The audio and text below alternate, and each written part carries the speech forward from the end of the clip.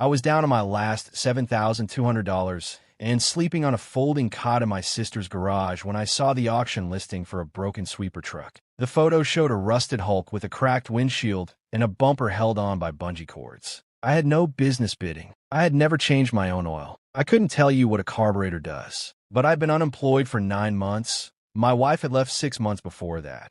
And the only thing I had left was a stubborn refusal to feel sorry for myself. I bid $7,200. I won. The truck didn't start. I pushed into the parking lot of a shuttered Kmart and stared at the engine for an hour. A homeless man named Leon shuffled up and asked what I was trying to do. I told him the battery cables looked loose. He pointed to a corroded terminal and said, "That's your problem, boss." I tightened it with a wrench from my glove box. The engine turned over on the first try. Leon had been sleeping behind the dumpsters for 2 years. His shoes were wrapped in duct tape. He had a kind face and a tremor in his left hand. I offered him $50 to help me figure out how to use the sweeper brushes. He showed up the next morning sober and early, wearing the same dirty jacket but with his hair combed. We learned together from YouTube videos.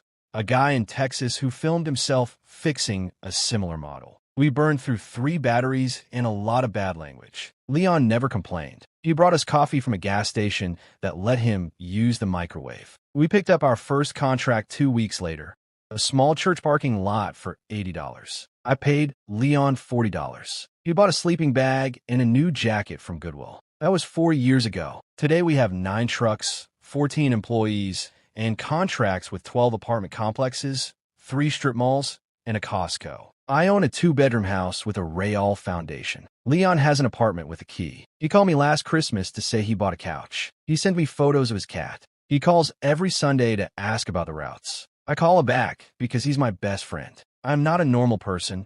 A normal person would have looked at that rusted truck and walked away. I looked at it and saw a man who just needed someone to hand him a wrench. I make $15,000 a month now, after all expenses. I still drive the sweeper, sometimes at midnight, windows down, listening to old country music. The happiness isn't the money. The happiness is seeing Leon's apartment light on when I drive past. Watch the next story while you're still not normal.